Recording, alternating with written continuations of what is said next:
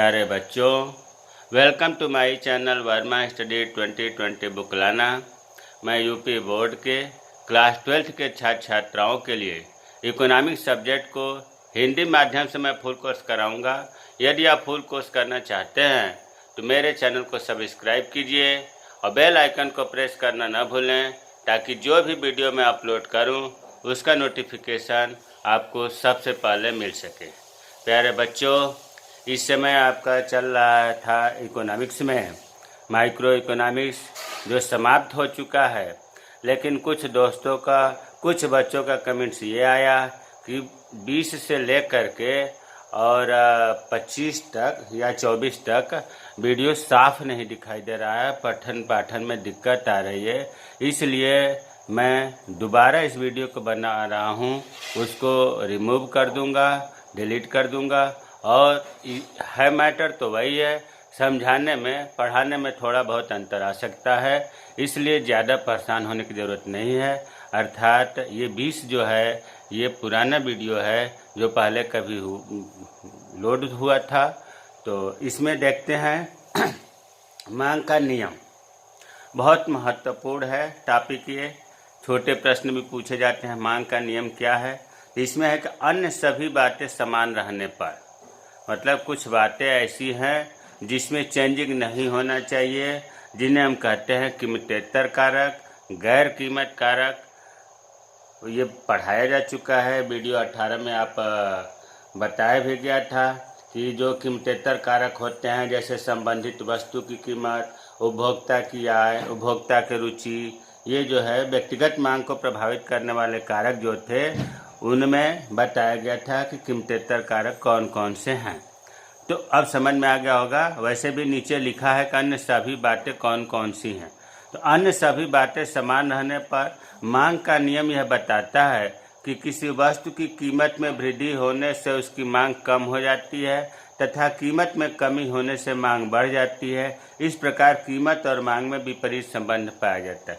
प्यारे बच्चों, जब भी मांग की बात आए तो आप अपने को उपभोक्ता के दृष्टि से देखना, कंज्यूमर की दृष्टि से देखना, और आगे जब पूर्ति पढ़ाएंगे तो पूर्ति की जब बात आए तो आप विक्रेता के दृष्टि से उसे देखना। तो ये मांग का नियम है। तो इसमें आप अपने ऊपर ले लो, अपने को उपभोक्ता मान लो। तो जब आप देखो बाज़ार में, आप नज़र दौड़ाओ कि कोई भी चीज़ की अगर कीमत बढ़ जाती है तो हम उसे कम से कम खरीदते हैं, अर्थात मांग उसकी कम हो जाती है। और जैसे ही किसी भी चीज़ की कीमत कम होती है तो उसकी मांग बढ़ जाती है। तो यही तो मांग का नियम है। तो इसमें देखो, कीमत ये बढ़ने का निशान है, ये घटने का निशान है।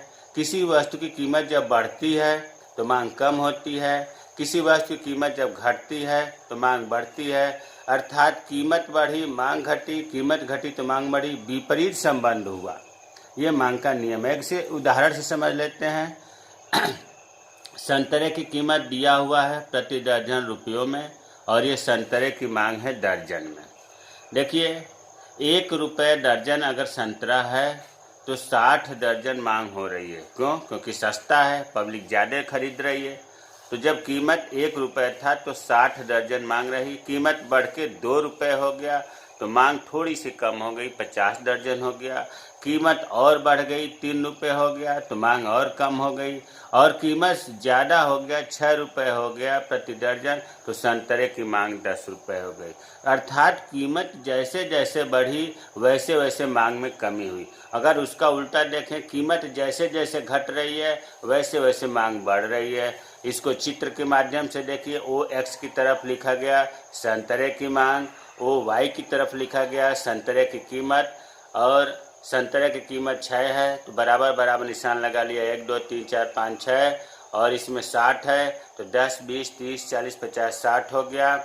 इसके बाद चिन्ह लगाएंगे, 1 पर 60 तो 1 पर 60, 2 पर 50, 3 पर 40, 4 पर 30, 5 पर 20 और 6 पर 10। इन्हें मिला दिया गया, जिसे कहते हैं डिमांड कर्व, मांग वक्र, इसीलिए DD करते हैं। तो हम ये देख रहे हैं कि मांग का नियम बाएं से दाएं, ऋणात्मक ढाल, ऊपर से नीचे, तीनों बातें सही है, गिरता हुआ होता है। तो क्यों गिरता है? क्योंकि इनमें विपरीत संबंध पाया जाता है।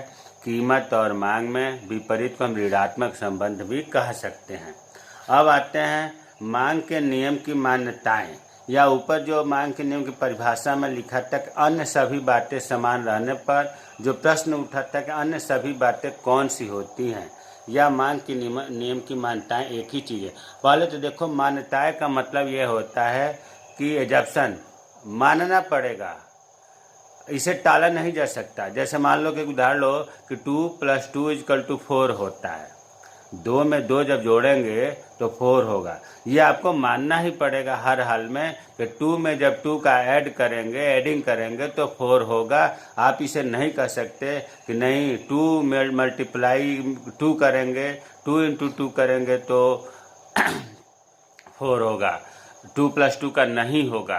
तो ये चीज़ मान्यता का मतलब कि मानना पड़ेगा, वो चीज़ अनिवार्य रूप से मानना पड़ेगा। तो अब इसमें देखो, जो व्यक्तिगत मांग को प्रभावित करने वाले कारक थे, उसमें जो पहला कारक था वस्तु की अपनी कीमत, वो कीमत कारक होता है। उसे छोड़ करके जो बाकी सब कीमतेतर कारक मतलब गैर कीमत कारक जो थे, जैसे संबंधित वस्तु की कीमत, उपभोक्ता की आय, उपभोक्ता की रुचि तथा फैशन, जनसंख्या में परिवर्तन, आय के वितरण में परिवर्तन, ऋतु तथा मौसम में परिवर्तन, व्यापार की दशाओं में परिवर्तन, ये जो है कीमतेतर कारक है। इनमें परिवर्तन नहीं होना चाहिए, तब मांग का नियम लागू होगा। अब है मांग के नियम के अपवाद। कुछ चीज़ें ऐसी हैं जो मांग के नियम उस पर लागू नहीं होता। कीमत बढ़ने पर भी मांग नहीं कम होती है, जैसे अनिवार्य वस्तुएं। ये वे वस्तुएं जिनके बिना गुजारा नहीं हो सकता, इस पर मांग का नियम काम नहीं करता। जैसे मान लो नमक है, नमक का कितना हो कीमत बढ़ जाए, क्या मांग में कमी होगी? नहीं, उतनी ही मांग होगी। तो अनिवार्य वस्तुओं पर मांग का नियम लागू नहीं होता है, अपवाद है। दूसरा है प्रतिष्ठा सूचक वस्तुएं। कुछ ऐसी वस्तुएं जैसे सोना, चांदी, हीरे, जवाहरात, ये कितना हो महंगी हो जाए, लेकिन जो समाज में मालिक लोग हैं, जो पैसे वाले हैं, वो अपने प्रतिष्ठा को मानते हैं इसको खरीदने से, अर्थात इसकी कीमत में वृद्धि होने पर भी हीरे जवाहरात जिन पर पैसा है वो खरीदते हैं। मांग का नियम इस पर भी लागू नहीं होता है। गिफिन वस्तुएं वे वस्तुएं होती हैं जिनकी कीमत कम होने पर मांग और अधिक हो जाती है।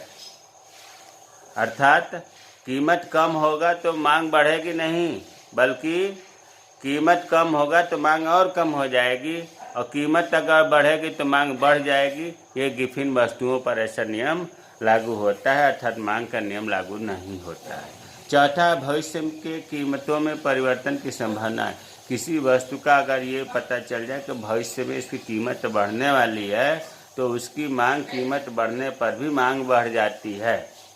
वस्तु के दुर्लभ होने की आशंका, कोई ये वस्तु है भविष्य में समाप्त होने के कगार पर आशंका है, संभावना व्यक्त की जा रही है, तो उसका भी कितना हो मूल्य बढ़ जाए, मांग में कमी नहीं होती है। तो हमें उम्मीद है कि ये जो है चैप्टर या टॉपिक समझ में आ गया होगा, और मेरे चैनल को सब्सक्राइब कीजिए।